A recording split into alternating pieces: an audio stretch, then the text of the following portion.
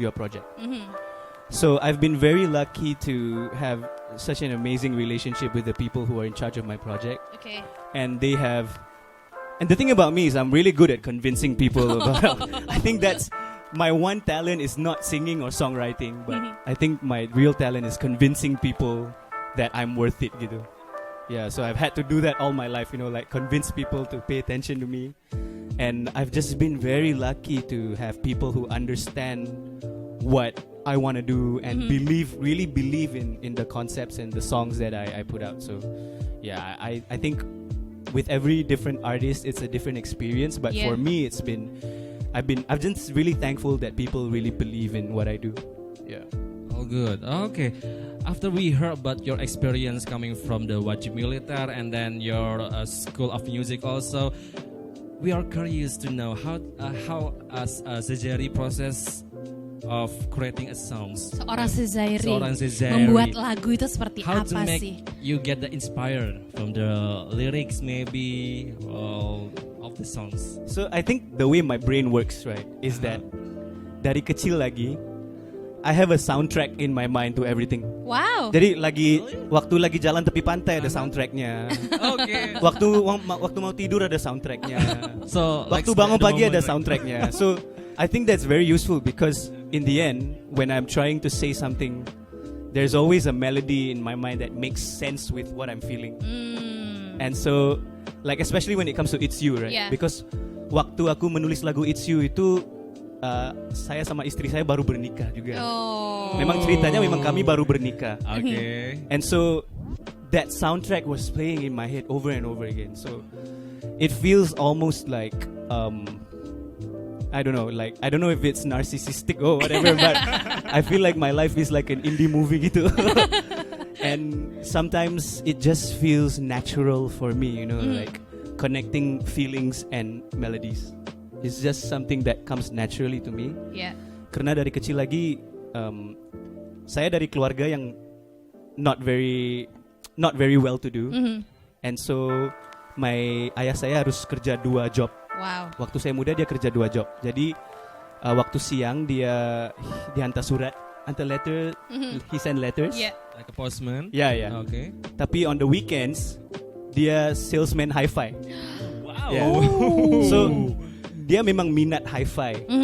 Tapi kami sebagai keluarga kami nggak berapa mampu karena hi-fi itu mahal. Yes. Jadi dia memang pintar banget sih bang, ayah saya. Karena rumah kami dia buat acoustic treatment dan dia bilang sama bosnya, stok baru semua letak aja di rumah saya. Wow. Ya jadi kalau ada klien yang mau mendengar hi-fi yang mahal ini. Yes. Datang aja ke rumah. To your home. Ya, mau tesnya datang karena di showroomnya nggak ada, there's not enough space, right? Yeah. Jadi datang aja ke rumah. Jadi tiap weekend dijemput klien ke rumah saya. Dan musik itu memang di keliling rumah itu tiap hari, tiap malam gitu. Iya. Jadi aku juga kayak aneh gitu bagi aku yang dia nggak mau aku jadi seorang musisi. Karena dari kecil lagi yang there's one constant in my life is music. Yeah. That's true. And so I think that's also why with every emotion that I've gone through as a child, there's always like music in the background gitu. Yeah. So I guess that's how I started out. And maybe that's how you get the convincing way, because your dad also very convincing to others. Salesman vibes. Yeah. Salesman vibes. That's amazing. So like with you creating music, like you say, like you always have soundtracks and everything you do. So basically you get all inspiration with everything you touch, or maybe you see. Yeah, most things. That's amazing. And for your team, is it going to be different for each project, or you have like specially like a bigger pictures for one music, or this is Sezairi? So I just want to be like this. I think beda sih. Every project is a bit different. I think the beauty of being a creative person is that you get to work with other creative people. Yes, that's true. I think kolaborasi itu sesuatu yang paling penting dalam proses kreatif. Because I think when you put a lot of hits together, it really makes something a lot better when there are more people thinking about it, I think. Yeah, true. For me, I think you as a creative, you have to understand that you are definitely not gonna be good at everything. And once you understand that you can't do everything, you'll open your eyes to understanding who's good at what and who wants to help you do what. And so I've been very fortunate also in my career to work with orang kreatif dari Indonesia, dari Malaysia, and memang I look at myself sebagai anak perantau gitu. Because keluarga saya memang dari Jawa. Keluar dari sebelah ibu memang dari Jawa. Dari sebelah bapak dari Banjarmasin. Tapi ketemunya di Malaysia. Okay. Kemudian waktu ibu dan ayah dilahir, mereka ke Singapura. Dan aku dilahir di Singapura. Okay. So I've always seen myself as I don't know where I belong because my family is from here, tapi akhirnya di sini. Alright. And so bila waktu berkarya juga I see myself as I want to have people from all over Nusantara. Yes. Because I really believe that Nusantara is really the best place to be creative for me. Yeah. Because for me there's a sense of belonging gitu. Yeah. And kami sebenarnya semua di Nusantara ini we are the same kind of people with different cultures. Yes, and it's so true. amazing when you look at the things that we have in common, especially our food, our culture. Even though we speak slightly different variations of the same language, Yes. And that's just so cool to me growing up because waktu di sekolah belajar bahasa Melayu, tapi di rumah sama kakek ngomong bahasa Indonesia. Okay. Jadi waktu kecil bingung gitu, kenapa why are these words used but not used in school? And then when I talk to my friends it's different, when I talk to my family it's different. And that's just the beauty of it for me, is that we have so much in common. And more often than not, we choose to fight about it than celebrate it. Yeah. That's true. And when you look at social media, everyone's like, "No, this is mine. No, ini punya aku, ini This punya belongs aku. to this. Rendang is mine. Yeah. Nasi lemak is mine. Like it's always we're always fighting, but Fighting about that. that's so interesting also. Yeah. Because at the end of the day, you realize that wow, we all come from the same place. Yes. We like the same things. Yep. We appreciate the same art. Yep. We make the same kind of music. Yeah. And we think about the same kind of beauty in the landscape that we have. That's true. And it's just that's why I said earlier that it's so beautiful to be a creative in Nusantara because it really grounds you to where you're from and who you are as a person. Yeah. Alright, all good. That's all about the Sezairi background and experience. Also, we have been now about that. But we going back to Rachel to song "It's You." It's you. Yeah. It's you. Oh my God. It's not us. We're not going to sing. I know. Okay. Nobody wants to hear us. Maybe today. Rachel want to collaboration with Sezairi after this. Maybe gulung kabel ya. I'll do it. Don't worry. Okay, we're going back about the viral single "It's You." It's have been viral in the past years, and then how you to handling the popularity of. I mean, the suddenly singles? like boom, like it's you this. everywhere. It's you. Everywhere it's like- you. Karena It's You itu lagi booming waktu pandemi. Yeah, that's right. That's right. Jadi aku nggak percaya sih waktu aku lihat di phone, and I'm looking at all these new streams on Spotify and new TikTok. followers and I just opened a TikTok account and suddenly everyone's like there and gila sih. Yes. Aku nggak percaya. Actually, I didn't really believe it until tahun lepas waktu di Jakarta. When I was in Jakarta and aku manggung di Sarina, it was just crazy that people in public were singing that song with me. And that was the first time that I was like, oh crap, this is real, this is quite real. And so I don't know, I feel like my fear is always that the wrong song will go viral. That's my fear. Is that sometimes you release a song that you really like, and sometimes this is like medium, and it's like medium rare.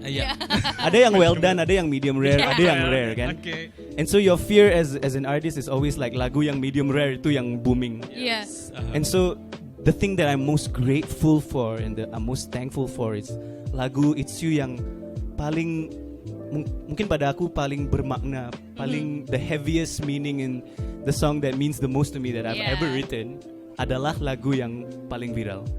And so for me as an artist, I feel like my job is done already gitu. Your job is Like, done, but I'm now like- every husband's or every spouse job is not done. It's They not have done, to yeah. sing like you. Yeah. You know. But it's more like, you know, whatever happens in my career now, obviously I'm looking forward to more things, and I definitely have so many more songs that I'm so excited to release. But whatever happens, I've already experienced this, you know. Yeah. I've already had this experience with It's You, that people love it so much, and people, I've always seen, like I said, seen my life like a movie. And now people use this song as like a soundtrack to the movie of Yeah, their yeah, life, yeah, you know. that's true. And every weekend I'll get like a message from someone who just baru bernikah gitu.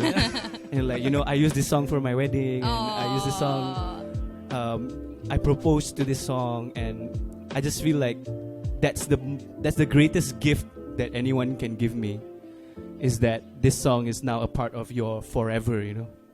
It's forever, you know. Yeah, Forever, forever. yes, forever. Until the generation is Yes, coming other on. exactly. Yeah, When- this is Sezairi. Yeah, when you have kids, you'll be like, you know, we use this song at, like, you know, Yeah. it's forever now. You can't take it back. So, that's something that I'm super grateful for. Yeah. Okay. After you got this song is viral, maybe a lot of people asking you for the collaboration, maybe, or endorsements. A lot of people direct message you. Ada dokter yang mau membetulkan gigi. Ada dokter yang mau membetulkan mata. Oh. Ada kebanyakan dokter ya. Nggak tahu kenapa, mungkin saya nggak cukup, I don't know, nggak cukup ganteng atau apa. But yeah, not really actually. Yeah, I think for the most part I'm very shy on social media sebenarnya. Oh, really? Yeah, but if you give me a microphone, I'll talk for 2 days. But too Okay, long, so yeah. this is going to be 2 days, guys. Days. This is going to be 2 oh, days. I can No. be here forever, guys. But you know, but on social media, I just feel like, I don't know, I'm quite shy. With my personal life, I feel like it's so special, right? If you keep personal things to yourself sometimes. Yeah, that's I true. feel, yeah. Yep. Because everything is on social media now. Yeah. And I think if someone really means so much to you, I feel like you want to keep it to yourself gitu. True. Yeah. But that's how I feel, yeah. That's amazing. Well, let's now talk about Violet's Iron Blue.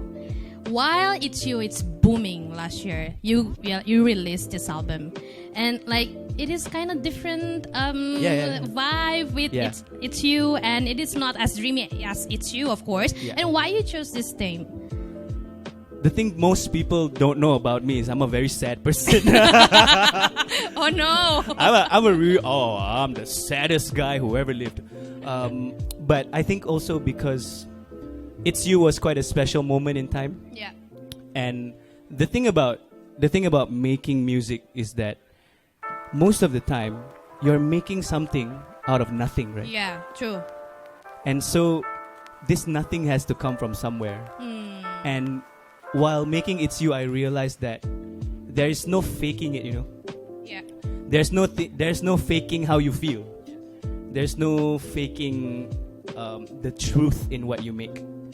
And so while I was making a new album, Violets Aren't Blue, that was when the pandemic had just hit. Yeah. 2020 then. Yeah, and we had